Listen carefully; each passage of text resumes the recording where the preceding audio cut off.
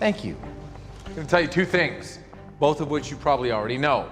First, this is important. I am not the Green Arrow. If you're not the Green Arrow, then who is? Who is the Green Arrow? Number two, photos can be doctored. They could have put Bruce Wayne's head on that body. Has Bruce Wayne left Gotham to hang out in Star City recently? No. Hey everybody, new episode of Arrow. Gonna need you to do me a solid. Could you just put on the costume and be the Green Arrow from henceforth? Got a little bit of heat on me. So we have to talk about the big twist at the end, but there's a new round of the Justice League ticket giveaway. All you have to do to enter is be a subscriber, leave a comment on this video. So let's do top 10 WTF comic book Easter eggs. Starting with number 10 though is the shiny new logo. If you didn't notice, there are a bunch of Easter eggs in it, but it's way bigger than the previous logos. So it used to just be different versions of the Hosen going back to season 1. But now, like Legends of Tomorrow does, they have symbols for all the characters on Team Arrow. So it goes Black Canary, Wild Dog, Mr. Terrific, Overwatch, Guardian, in the Green Arrow symbol. And the Easter egg within the Easter egg is that the symbol order is based on when you join the team. So it starts with the newest member and ends with Oliver because he's the oldest member. So number 9, we have to talk about that big Batman name drop, which is crazy that they finally let them do that. They've been doing Batman-related stuff for so many years, it was only a matter of time, I think. I don't know what the logic is to when people are allowed to say things like that, what kind of crazy hoops they had to jump through before DC and Warner Brothers was like, yeah, sure, of course, you can totally name drop Bruce Wayne. But that's also sort of the problem with trying to guess what he's been doing this whole time. Because if there's a Bruce Wayne, he's also probably super rich. How come Oliver hasn't mentioned him before if he's one of the other rich people in the United States, or was one of the rich people until he lost all his money? So the rule of thumb is that if you want to get into a debate about this, it's a bit Schrodinger's bat. Like there is a Batman, there's not a Batman at the same time until the producers flat out come and explain it, which they probably never will. And if you're wondering if Batman can ever come on the TV shows, I'll say probably not while he's still a billion-dollar franchise, and especially not in the years when he has a big movie coming out like Justice League in a couple weeks. So yes, there is a Batman, but we're probably never going to see him, and they're not going to talk about him a lot.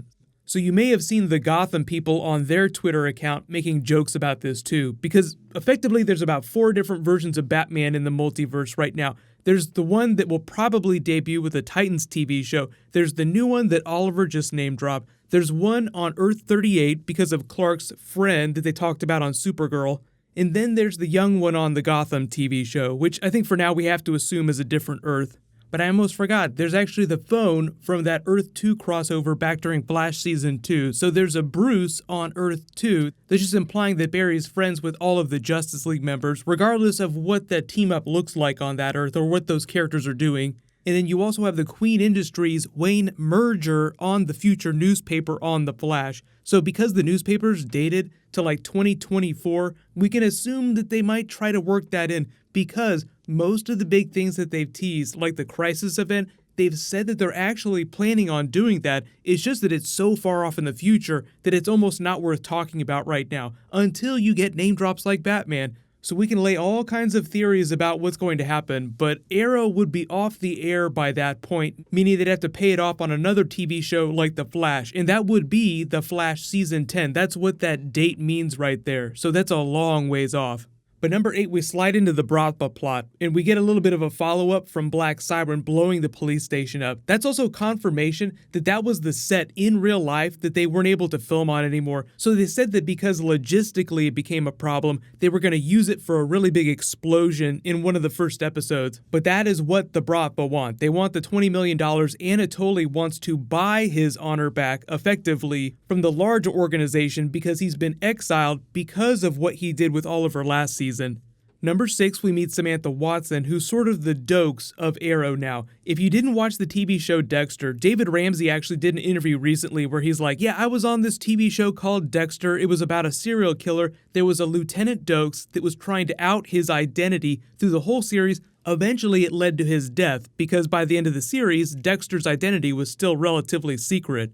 So a lot of you in my timeline were asking me that, well, if Lieutenant Dokes ended up dying to protect Dexter's secret, what's going to happen to this new agent from the FBI? Because even though the short-term answer is that Diggle will be the Green Arrow while Oliver's walking around talking to her in broad daylight, it sounds like that's probably not going to stick. So at some point, she's either going to have to go away or she'll become complicit. She'll recognize how he's necessary and just agree to back off the way that Quentin did. I think Quentin eventually figured things out for himself, but he could never prove it. Like they make that joke about never having a photograph, which we find out was doctored. So number 5, Mr. Terrific and Felicity learn that somebody created the photo, then leaked it to Channel 52, someone from within the organization, and that's where they're getting all their intel from. Or someone is making it seem like things are coming from inside Channel 52.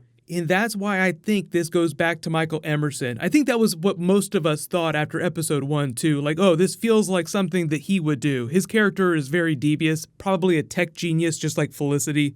So they've dealt with that for now, but we still haven't seen Michael Emerson in any of the episodes yet, even though he's been in the trailers, so that probably means he's going to show up in episode 3, and we'll get some kind of taste for what he's doing the first half of the season.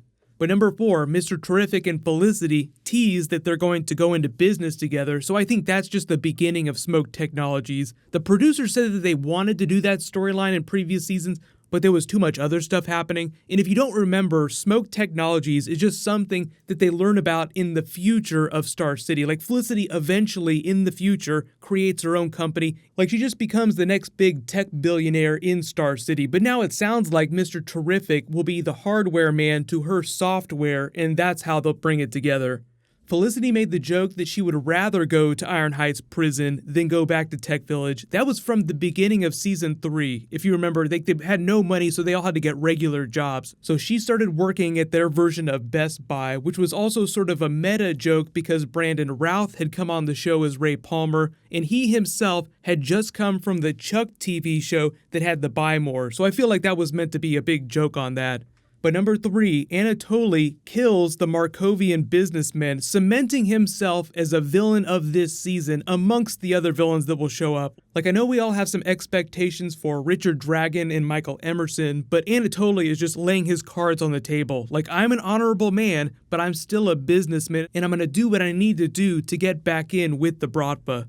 So that'll come back to haunt them. But if you don't remember all the Markovia stuff, it goes all the way back to Arrow Season 1. They kind of use it like a Russian version of Corto Maltese, where villains do a lot of business. In the comics, Markovia is where Terra's family comes from, so that's more Teen Titans. So obviously that show has claim to those characters. But like way back during Season 1, Malcolm bought the Earthshaker from Markovia, and they also used it during Season 5. That was where Kovar was doing some of his business too. My number 2 was all the Williams stuff in the episode. He had a pretty good arc. It was relatively simple. He's just terrified that he's going to lose Oliver, he's going to be alone. But he started the episode wearing all that Flash gear. He had one of the coolest backpacks that I've ever seen on the TV show. And then after all that advice from Oliver about beating the crap out of bullies, prison style, it's like prison. You go in, you punch the biggest guy, the others will leave you alone from then on. To the end of the episode, where he sort of comes around on Oliver, he talks him down a little bit, and he's wearing a green shirt and offers to play games with him. And it sounded like they were playing Injustice 2. So they do this thing in the episode where they just play with William's wardrobe based on the way he feels about Oliver. So when he comes around, he's wearing green, like he's on Team Arrow, he's on Team Dad.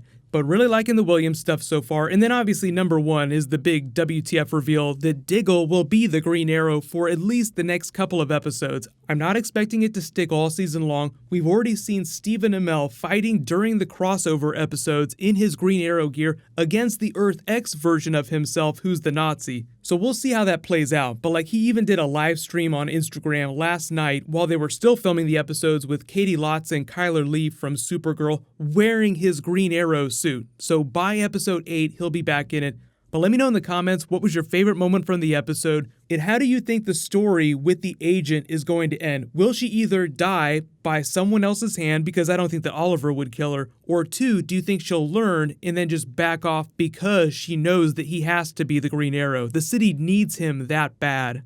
But either way, it was a great episode. It'll be fun to see what things are like with Diggle being the Green Arrow next week.